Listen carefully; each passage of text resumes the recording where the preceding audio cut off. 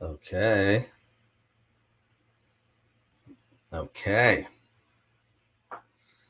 Welcome, everybody. Thank you very much for joining me. I see that the room is filling up. More people are entering, so I'm just going to give it a little bit more before we start. I thank you all for being on time.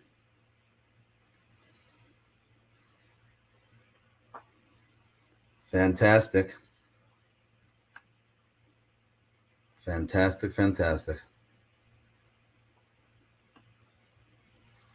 All right. I see more people coming.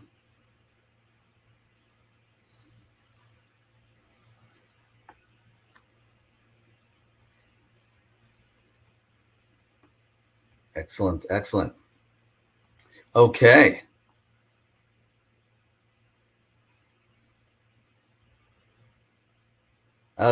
Very good. So, welcome, everybody. Thank you very much for joining me. We have a great topic to talk about today. Do you need the TSP annuity or any annuity for that matter? It's a really important topic, especially for federal employees.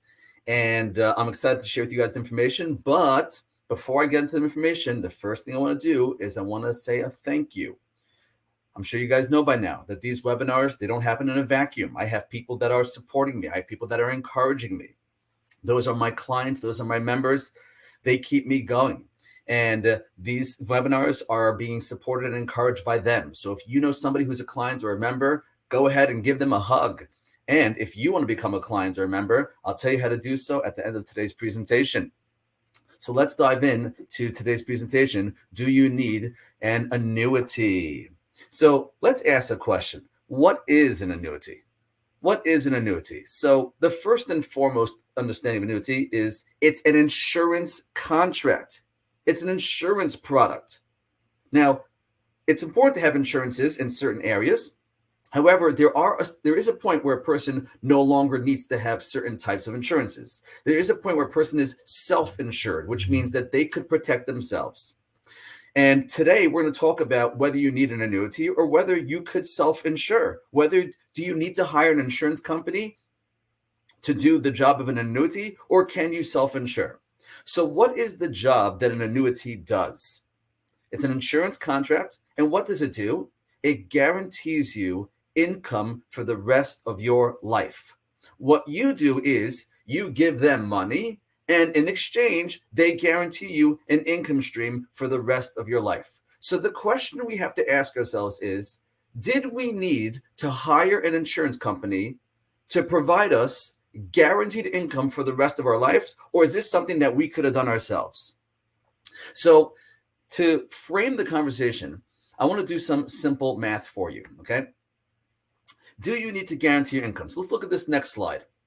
Your portfolio value, whatever your portfolio value is, whether it's $500,000, whether it's $1 million, whatever your portfolio value is, your portfolio value is worth 100%. So for example, if you have a $500,000 portfolio, and that's your TSP, your IRAs, whatever it is, if it's worth $500,000, $500,000 is your entire portfolio, which means $500,000 is 100% of your portfolio. Now, if you are withdrawing 1% of your portfolio a year for income needs, let's say you need just 1%. So if you have $500,000, 1% will be $5,000. If you have $1 million, 1% will be $10,000.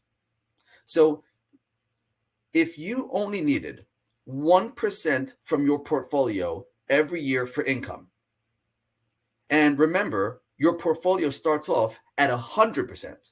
So if you start off at 100% and you are withdrawing 1% per year, please tell me, how many years of income do you already have in the bag? So if you do the math, if you start off with 100% and you're taking only 1% out, don't you have 100 years in the bag? 100 years? Please tell me, did you need to hire an insurance company to provide you with guaranteed lifetime income when you already have 100 years in the bag? You see where I'm going with this, don't you? Okay, let's take the next step. Let's say you're withdrawing from your portfolio, not 1% per year, but you're withdrawing 2% per year. 2% per year. So if you start off with 100% and you are pulling out 2% per year, how many years do you already have in the bag? 50 years? 50 years. So please tell me, did you need to hire an insurance company to guarantee you lifetime income when you already have 50 years in the bag? Let's take the next step. Let's say your withdrawal rate is 3%. 3% per year. So how many years do you already have in the bag? Let's see, if you start with 100 and you're pulling out 3% per year, then you should have 33.33 years in the bag. Please tell me, did you need to hire an insurance company for guaranteed lifetime income when you already have 33.33 years in the bag? Now, at this point, at this 3% line, this is where I hear people saying, Stefan, I don't know. 3% only gives me 33.3 years. I don't know. Maybe I need a guarantee more than that. I'm not sure if I could go without having that guarantees. Well, if you're getting nervous about the likelihood of your money lasting you the 33.3 years, let me show you a very interesting study that was done by a company called BlackRock. I hope you guys can see the screen.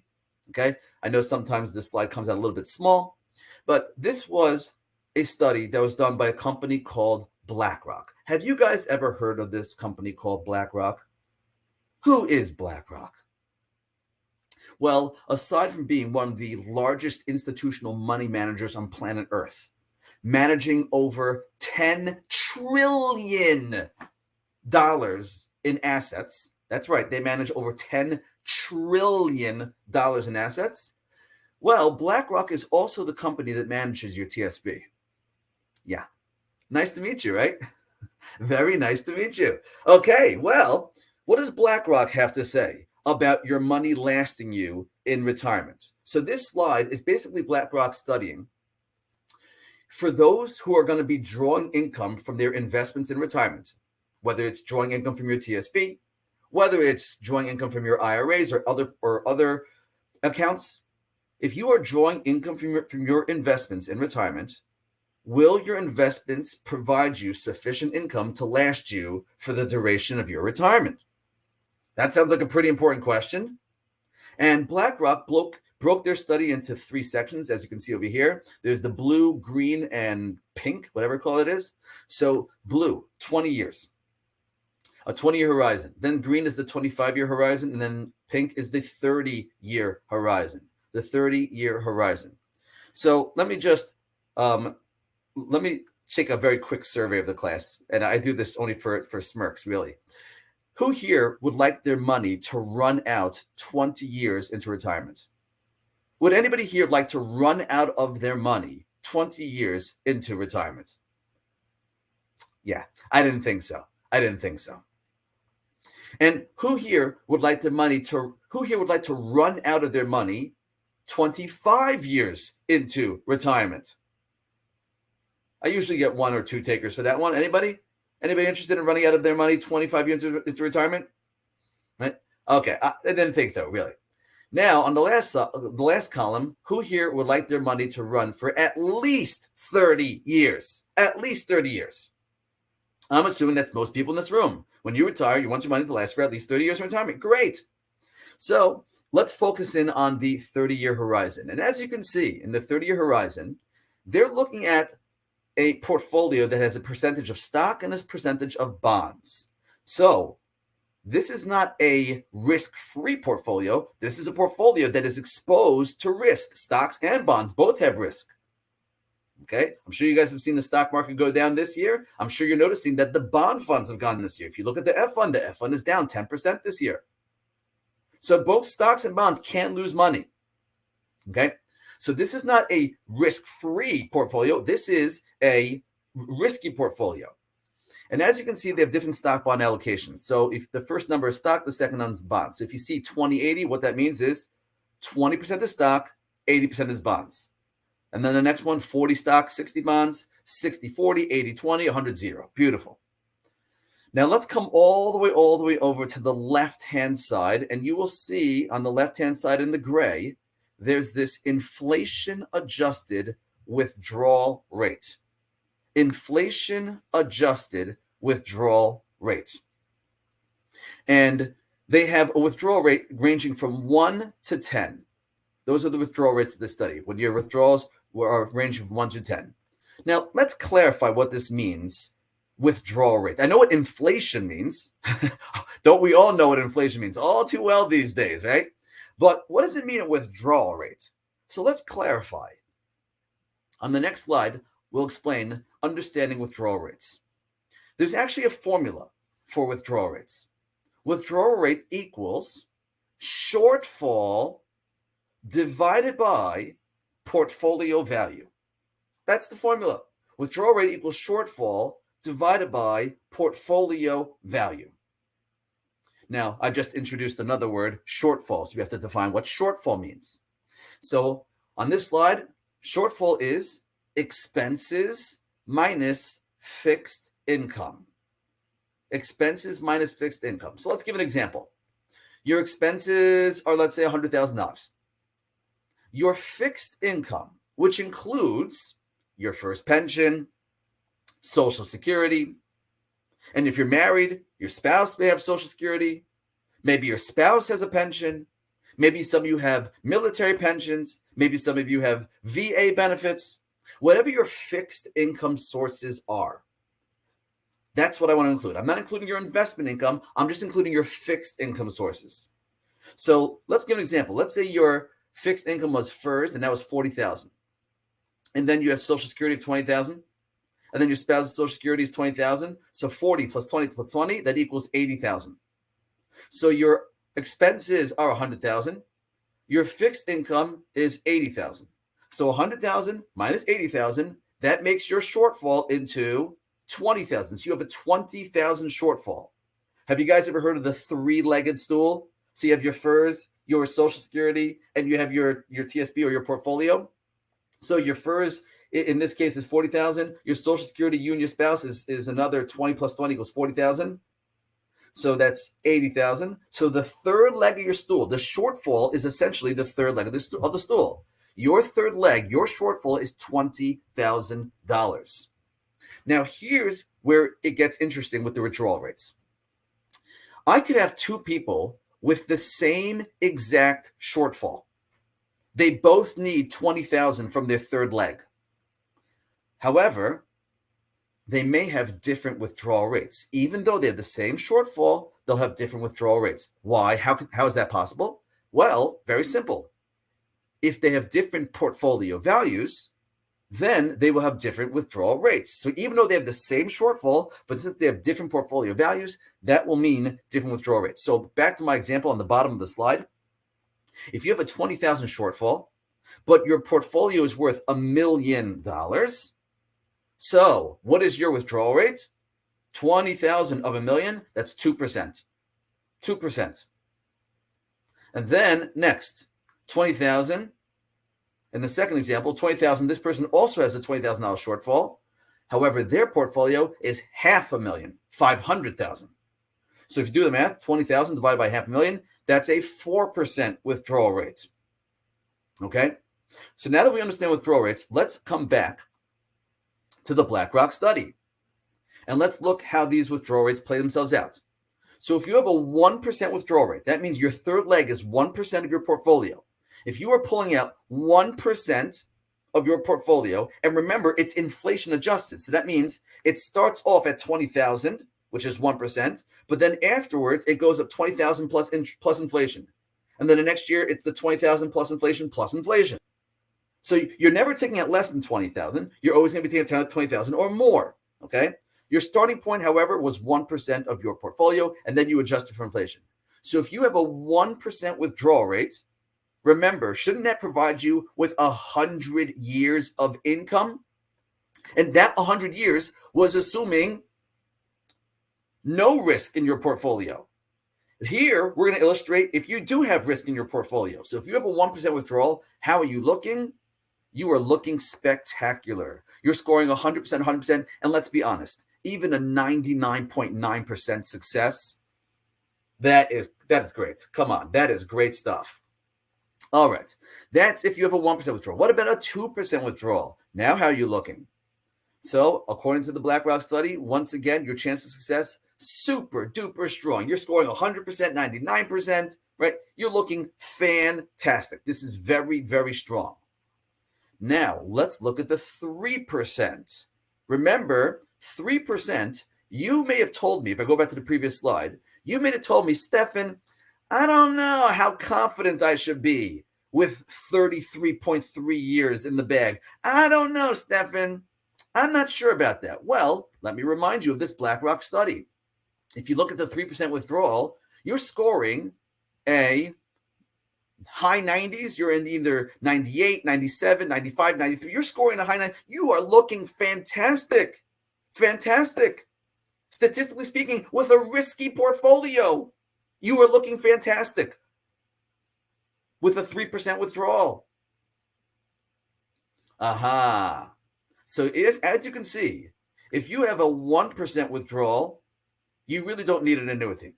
If you have a 2% withdrawal, you don't need an annuity. If you have a 3% withdrawal, I could understand where your discomfort comes in. But once we see that statistically speaking, you are super solid, scoring in the high 90s with a 3% withdrawal rate, we are very comfortable, very confident with that. And if you have a 3% withdrawal rate, you probably also do not need an annuity. So who really needs an annuity? So if you continue with the BlackRock study, you'll see someone with a 4% withdrawal rate. They're no longer scoring in the 90s. Now they're scoring in the 80s. However, if you can see on the BlackRock study, you can see that you're still in the dark shaded squares. Do you guys see how some of the squares are dark shaded and some of the squares are light shaded? What's the difference between the dark shaded squares and the light shaded squares? So if you look at the very, very bottom, where on the left-hand side, you'll see the retirement income, and you'll see the different percentages, 0 to 75, 75 to 90, 90 to 100. So basically, what these numbers, these percentages are showing is a a Monte Carlo simulation. BlackRock simulated a Monte Carlo analysis of these various portfolios.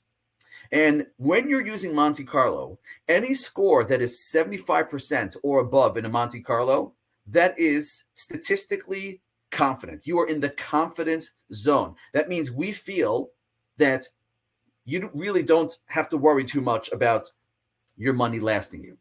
So if you have a 4% withdrawal rate, statistically speaking, you are very solid, even with a risky portfolio, even with a portfolio that has stock exposure, even with a portfolio that has investments that could go down in value.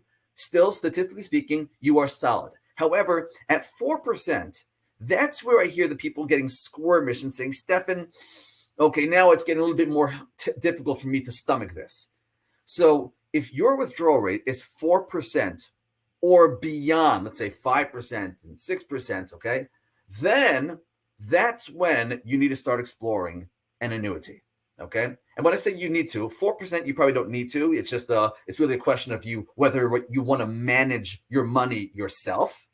Because if you manage your investments, you could do strategic withdrawals, which I'm not going to have the time to get into strategic withdrawals in this class. That's a topic we speak about in another one of my webinars. For those who have access to my archive, you could learn about strategic withdrawals. I speak about that in another webinar talking about taking retirement income without killing your portfolio. That's what the webinar, I believe, is called. Taking retirement income without killing your portfolio. So I got into the whole thing of strategic withdrawals over there. Okay. So if somebody wants to manage their portfolio at 4%, you're statistically speaking in a very good place to be. But if you said, Stefan, I'm at the 4% withdrawal, but I don't know if I want to manage. I don't know if I want to even hire somebody to manage. I just want to have guarantees, Stefan. Can you please guarantee me? Okay, so that's where the annuities kick in. The annuities are insurance products, and they provide the guarantee. So I think we have just framed who would be interested in an annuity. It depends. What is your withdrawal rate? If you have a withdrawal rate of 1%, 2%, 3%, it doesn't really justify itself to have an annuity. You don't really need to hire an insurance company to guarantee lifetime income when you are statistically super, super solid. Okay. However, if your withdrawal rate is 4%, 5%, 6%, that's where an annuity may be an interesting, maybe a consideration for you. And by the way, if you have withdrawal rates that are 7% or beyond, you're not even going to find an annuity that will guarantee you a 7% income stream. So there's really a window of people that are in the annuity conversation. Those below 3 don't need it. Those 7 and above don't need it. It's only those between 4 and 6 are the ones that maybe would entertain an annuity. But again, they could have managed the money themselves. But if they felt 7, I don't want to, I just want to have guarantees, that's when they introduce the insurance contract, the annuity contract, which guarantees you lifetime income. Now, I want to introduce you the different types of annuities. There are different types of annuities. In general, the 2 categories of annuities are fixed annuities and variable annuities. Okay? The TSP annuity is a fixed annuity. And by the way, you should know the TSP is trying to sell you their annuity. They're trying. Do you know where they try? Have you guys ever looked at your TSP statements? So if you look at your year-end TSP statements, and I know they just revised the TSP website and some of the statements may look different, so I'm just recalling from the prior year-end statement. So if you look at your year-end TSP statements, you will see that on the statement, there's a sidebar on the statement. And in the sidebar, there's a section that says you could get this amount of income per month from your TSP. Do you know what that is? That's the TSP trying to sell you the TSP annuity. The TSP annuity is a fixed annuity. What does that mean? It's a fixed annuity. That means that you give your money over into the annuity and that money earns a fixed rate of return, a fixed return, whatever the interest rate is set. So if they give you 2%, 3%, 4%, whatever number is, it's a fixed amount that money earns. And when you give over that money will accrue interest. Well, not in the TSP annuity. The TSP annuity is an immediate annuity where they start paying you income immediately. But if you wanted to, you could get a non-immediate annuity. Basically, you put your money into the fixed annuity and let it sit there, accrue interest, and then you could turn on the income stream at a later time. That's not the TSP annuity. The TSP annuity is an immediate annuity. Okay, it's called a SPIA, single premium immediate annuity. So you put your money in there and it has this interest that gets applied to the account, and your income is based upon the account value at the time of the first withdrawal. So for example, if you put in $900,000 and you started your withdrawals right away, then your income would be based upon the value of $900,000. And it's all statistical. They look at your life expectancy and they give you the income based upon that. And by the way, fixed annuities have the lowest fees. Some annuities even have 0 fees. 0 fees. And the TSP annuity is one of those with 0 fees. Wow, that sounds fantastic, Stefan. An annuity with 0 fees, what could possibly go wrong? I'm glad you asked. I'm going to show you what could possibly go wrong. In fact, let me skip to that TSP annuity right now. I'm going to skip over a couple of slides. I was going to introduce the variable annuity first, okay? But let's talk about the TSP annuity since we have it on board. The first thing you need to know about the TSP annuity, the first thing is that your decision for the TSP annuity is irrevocable. You cannot go back. No backsies. When you put your money in, say goodbye. It's an irrevocable decision. Okay? That's number one. Okay? Number two, when you choose the TSP annuity, they're going to ask you, okay, what type of payout would you like over the rest of your life? Would you like a payout that lasts for your life only? So if you guys can see on the slide, if you choose the payout that lasts for your life only, that will be the highest monthly payment option. If you choose an annuity that lasts for your life only, that'll give you the highest monthly payment option. However, what happens when you die? If you choose a life only and you die, what happens to the rest of the money that they didn't pay you out? And the answer is Snoopy keeps the money. You know who Snoopy is, right? MetLife. Right? The TSP annuity is usually run through an insurance carrier, and the insurance carrier that the TSP has been using for a while, MetLife. Okay. Every now and then they have the contract comes up for renewal, but just so you know. Okay. So if you pass away, Snoopy keeps your money. If you don't like Snoopy keep your money, then what you need to do is you need to choose another option, and that prevents Snoopy from keeping your money. So, for example, you could do a cash refund, in which case, when you pass away, whatever balance is left over is refunded to your beneficiary. Or you could do a joint benefit, which means that the benefit doesn't just pay over your life, it pays over a joint life. So either you and your spouse. So if you choose a cash refund, that prevents Snoopy from keeping your money. If you choose a joint benefit, so it must be either a spouse or a former spouse or someone with an insurable interest. Okay. And what happens when both spouses pass away? What happens with the leftover money? Snoopy keeps the money. You could do a 10-year certain, which basically means that you're only guaranteed to have 10 years of payments. So, for example, if you live 11 years, you'll get 11 years of payments. And then if you die the next year, it's done. If you live 8 years, you'll have 8 years of payment. And then when you pass away, there's 2 more years of payments that get paid to somebody else. And then it's done. And then Snoopy keeps the rest. So what I'm trying to show to you guys over here is that the irrevocable TSP annuity decision means you're pretty much handing your money over to Snoopy. Yes, they'll give you guaranteed lifetime income for you and possibly your spouse as well if you choose a joint option. However, when you guys pass away, the leftover money, Snoopy keeps the money. If you wanted the highest monthly payout with Snoopy, you have to choose a life only. If you want to last for you and your spouse, then you're going to get less of a monthly benefit. And on the bottom, if you want to have a COLA, you're going to have even less of a monthly benefit.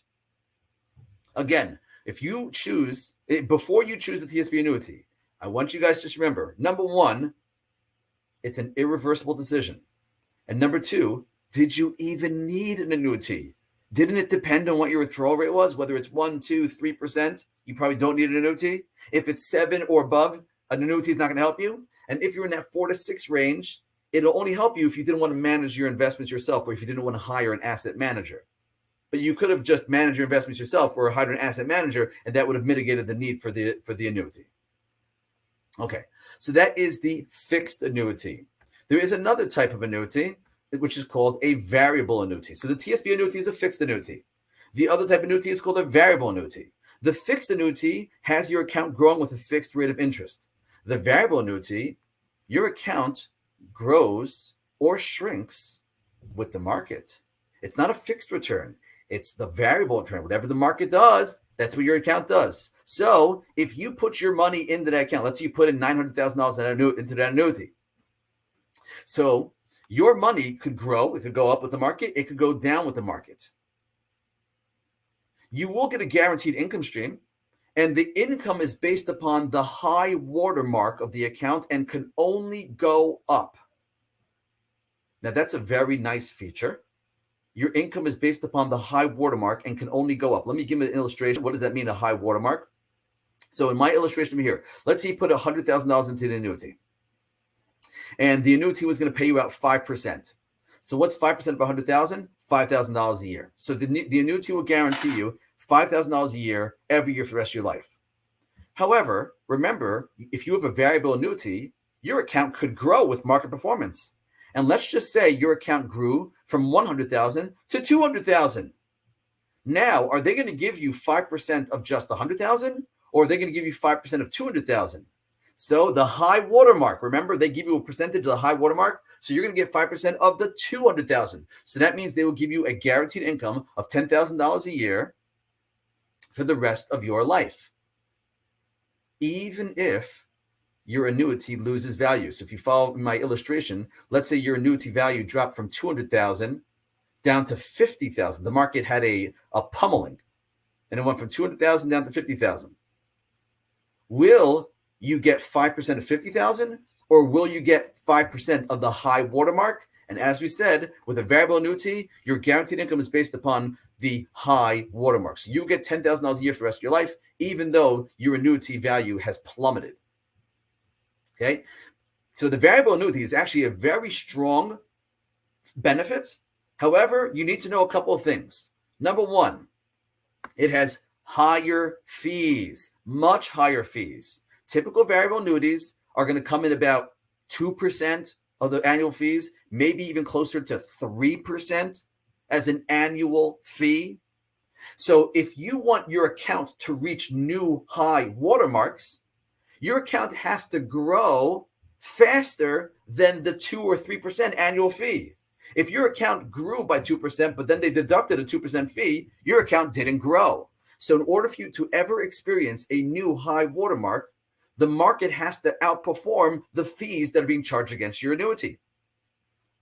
That's one. Number two, and this is critical, with a variable annuity, only the income is guaranteed with a variable annuity, not the account balance. What does that mean? That only income is guaranteed, not the account balance? So going back to my example before, you put $100,000 into the account, and then the $100,000 grew to $200,000, and they guaranteed you $10,000 a year based upon that $200,000. And then the market plummets, and your portfolio is now worth $50,000. The value of your money in the annuity is worth $50,000. As I said, they're going to give you $10,000 a year guaranteed for the rest of your life. But let's say you decided, you know what? I don't think I want this annuity anymore. Can I please get my money back? They'll give you money back. But the question is, will they give you $200,000 back, $100,000 back, or will they give you the actual value of your account, which could be $50,000 or even less? And the answer is, they're going to give you the real money, which is $50,000. That's what your account is worth. So if you cancel your account, they're going to give you the value, and the value of your account, as I said, if it's variable, your account value could go up, but your account value could also go down. But 1 second, Stefan, I thought an annuity guaranteed me that I wouldn't lose money. No, that's what I'm trying to say. It never guaranteed you that you couldn't lose money. It only guaranteed your income. It only guaranteed your income. You know what an annuity is like? I compare it to disability insurance for investments. That's what I call a variable annuity. It's disability insurance for your investments. And I'll explain to you what I mean. Disability insurance. So while a person is healthy and not disabled, that healthy person has the ability to produce income. They could work a job and they could bring home however much money they produce over the course of the year. So a person, if you think about it, is an income producing machine. Every year you go to work and you crank out your salary. Okay. So you are an income producing machine. However, if a person gets disabled, then they're no longer able to go to work and they're no longer able to crank out the salary that they once upon a time cranked out. So to protect against a situation where a person gets disabled, they get disability insurance. Does disability insurance guarantee that the person will never get disabled?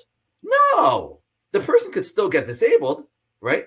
And does the disability insurance heal the person who's disabled? No, it does not heal the person who's disabled. The person got disabled, they're still disabled. The disability insurance didn't heal them. So what did the disability insurance accomplish? The only thing that the disability insurance accomplished was it preserved the income producing capabilities of the disabled person, or of the working person, I should say. So the working person was able to crank out a salary. Now they're disabled. They're not able to crank out the salary. The disability insurance doesn't heal them, but the disability did guarantee that should they lose their income capabilities, we will step up and we will now provide you income.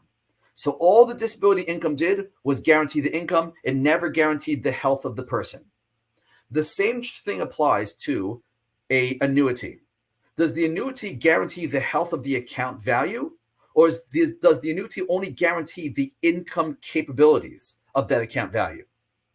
And the answer is the latter. The annuity, all it did was guarantee the income. It never promised you that if your account gets beaten down, that they're going to replenish it. They never said that. They're not going to make you healthy. All they're going to do is preserve the income capabilities on the account. Okay, so that is a variable annuity. It is an interesting benefit. However, it has high fees, and you really have to make sure that the market outperforms those fees in order to get a new high watermark. By the way, in a year like this year, where the market is down close to 20%, so if your portfolio went down 20%, and there's also 2% fees on that, and then in addition, they took out 5% of the high watermark, I have news for you. You may never, ever experience a new high watermark ever again.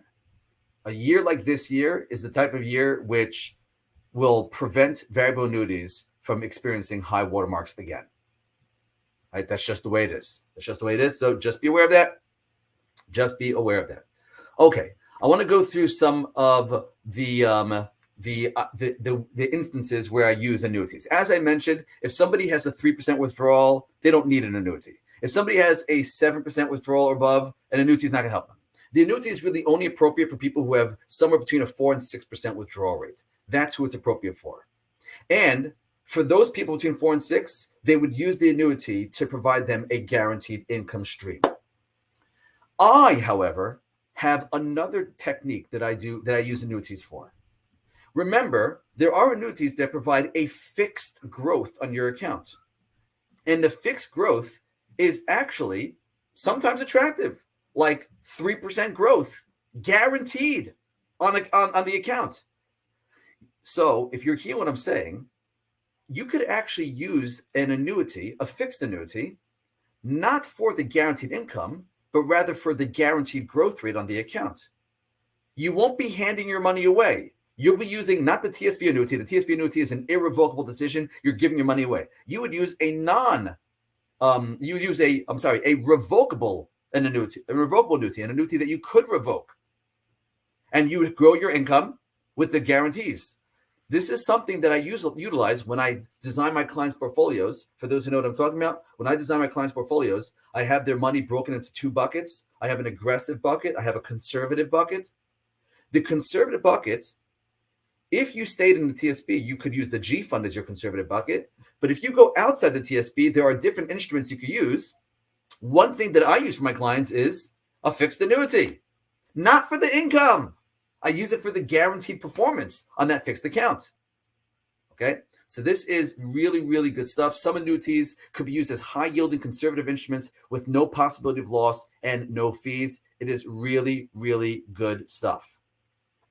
Okay, I have a whole summary over here. I'm going to read this through to you because there's a lot of talking points, and I want to make sure I hit on all these talking points. I have 2 pages of talking points.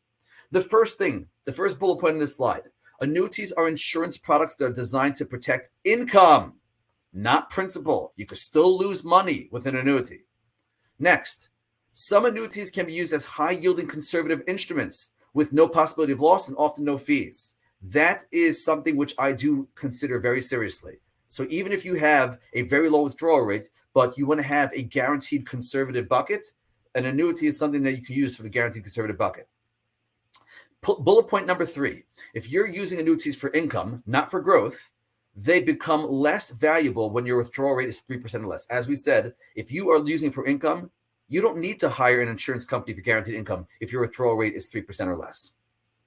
Next, even for those with a withdrawal rate of 4% or more, being strategic when you manage your money may replace the need for an annuity. You don't need to hire an annuity. If you have a 4% withdrawal rate, the BlackRock study is still showing you very, very successful, and you can manage your investments without handing your money over to an annuity. Bullet point number 5, annuities provide guarantees. Strategic management, however, does not. So if you want to manage your portfolio, if you want somebody else to manage your portfolio, they can help you your stats will look strong, but it'll never reach the level of a guarantee. An annuity could actually guarantee. And when I say guarantee, obviously it's based upon the strength of the annuity. And usually annuities are backed by insurance companies, and the insurance companies have, their insurance companies are also backed by insurance companies, which are also backed by governments. So it's pretty strong. Next, fixed annuities grow your account balance with a fixed return. Variable annuities grow with a variable return and may even lose value. The last bullet point on the slide, variable annuities can provide a rising income stream. However, the variable performance needs to outpace the fees. As we said, the fees can be 2%, 3%. If the market performance does not do better than 2 or 3%, then you're not going to see a rising watermark. On the next slide, the TSP annuity is irrevocable. Even though the TSP is trying to sell you the annuity with that statement on your TSP statement with that sidebar, and they say if your TSP can give you X amount of money per income, they're trying to sell you the annuity, but beware of the TSP annuity. I would actually entertain any other annuity before the TSP annuity, because the TSP annuity is irrevocable, and also it's very outdated. It's really not as strong as I'd like to see from other annuities. Other annuities are much stronger. Okay. The life option only of the TSP annuity provides the highest monthly payout, but Snoopy keeps the leftover money. So what do you need to do? You need to decide whether an income stream is more valuable to you than leaving your TSP principal to your heirs. Because remember, if you give your money over to Snoopy and you pass away, Snoopy keeps your money. Your heirs don't get that money. So what's more valuable to you? To have your guaranteed income stream even though your heirs may get nothing left over? Or do you want to see if you can preserve the money left over for your heirs? Also, as we said, you have to define what your withdrawal rate is. If you have a very low withdrawal rate, you didn't need an annuity. Next, decide whether you want to strategically manage your money or take the guaranteed income stream. As we said, if you have a 4% withdrawal, even a 5%, even a 6% withdrawal, strategic money management can help in those situations. But if you're not doing that, if you're not interested in strategic money management, because strategic management doesn't provide guarantees, if you want guarantees, that's where the annuity kicks in. If you are not retiring immediately, here's what you need to do. You want to grow your TSP as much as possible. This way, the whole annuity conversation becomes irrelevant. If you grow your TSP so that your withdrawal rate is 3% or less, this whole conversation becomes much easier. You don't need it. Also, you want to monitor the economic climate and rebalance your TSP as needed. There are some opportunities for you to be adjusting your portfolio. So, for example, our client's portfolio, because the market is down, we are making some adjustments. What I mean by adjustments is we are sometimes dipping into their conservative bucket, taking out a little bit of money and sprinkling it into the market so we could recover on the rebound. And then, last but not least, you could consult with me. As I mentioned, I have clients. I have my clients and my members. These are people that have asked me to help them with their financial plans and help them figure out not just how to manage their TSP, not just whether or not they need an annuity, but really putting their entire financial picture together. And what I'd like to offer you guys, if anybody here is interested in becoming a client or becoming a member, I do offer a complimentary consultation so you can learn more about working with me. You can also see it on my website. However, if you want to have a conversation, a complimentary one-on-one, I am now publishing a button on the sidebar. So if you guys could see on the sidebar, I just put a button over there. It's a picture of me, and you can learn more about my services. So if you could do me a favor, if you guys are interested in that complimentary one-on-one, do me a favor, click that sidebar where it says learn more. And that will take you to a web page where you could request a complimentary one-on-one. Okay? You can request a complimentary one-on-one. I see that there's a question in the chat box. I'm turning right now to questions. So if anybody has any questions, please post it in the chat box. I'd love to see. But I'm seeing a question. What is considered immediately? What is considered immediately? So let me back up and let me see what you mean by immediately. If you're not retiring immediately, okay, I understand. If you're not retiring immediately, so okay, basically, if you are within 5 years of needing your investment income, you need to make a decision like immediately. Okay, you need to do something immediately. However, if you are more than 5 years away from needing your investment income, then you should see if you could grow your TSP some more and get some and increase the value of your TSP so that you can make the insurance decision, the annuity decision much easier. So Berneshia, if you ask me what is considered immediately, if you're within 5 years, you already need to be in motion setting up some conservative bucket for your retirement.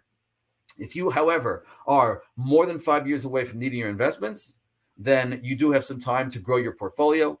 And that's what I want you to do. I want you to be growing your portfolio to make this decision easier. Beautiful. Beautiful.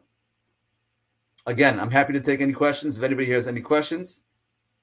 But if not, I bid you adieu. So I'll just wait a few more seconds just to see any questions come in.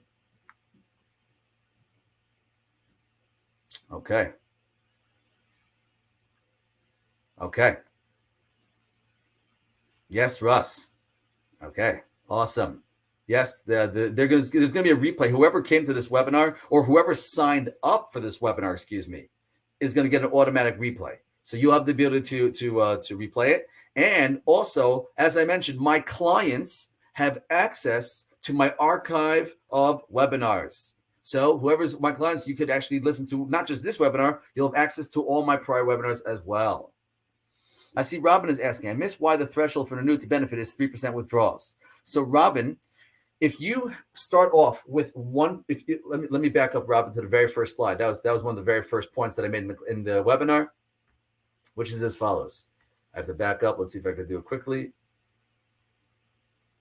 So Robin, if you have your portfolio worth 100% and you take out 1% per year, don't you have 100 years of guaranteed income? If you take out 2%, don't you have 50 years of guaranteed income? Do you need to hire insurance companies for guaranteed income when you already have 100 years or 50 years, or in the 3%, you have 33.3 years, which according to BlackRock is a 90-something% chance of success? So that's why, Robin, I was saying if you're 3% or less, you're fine. Gilbert is asking, how about diversification? So Gilbert, that gets into strategic management, okay? And that is something which I'm happy to talk about strategic management. In fact, as I mentioned, I have a whole class about that on my webinars. In my archive of webinars, I have strategic withdrawals, strategic portfolio design. And the topic of the seminar is how to take income without killing your portfolio. So Gilbert, if you become a member or client, you'll have access to my my archive, and you'll be able to listen to my explanation how diversification will help your portfolio.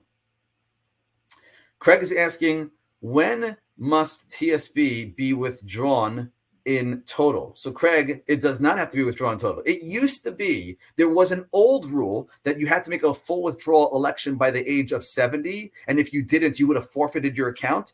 That was an old rule, Craig, that changed in 2019. The new rule is you could leave your money in completely. John is asking, is it better to leave my investment in the TSP? John, let me answer that. I have found that everything you could do in the TSP, you could do outside the TSP for cheaper with more flexibility. So I'm a bigger fan of the IRA than I am in the TSP.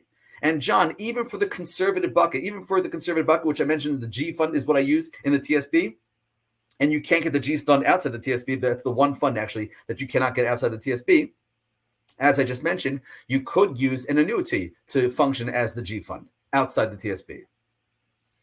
James is asking, can annuity strategy be used as my conservative bucket? James, that is exactly my point. That's what I was saying, James, that their annuities, you use the annuity for the fixed growth of the account.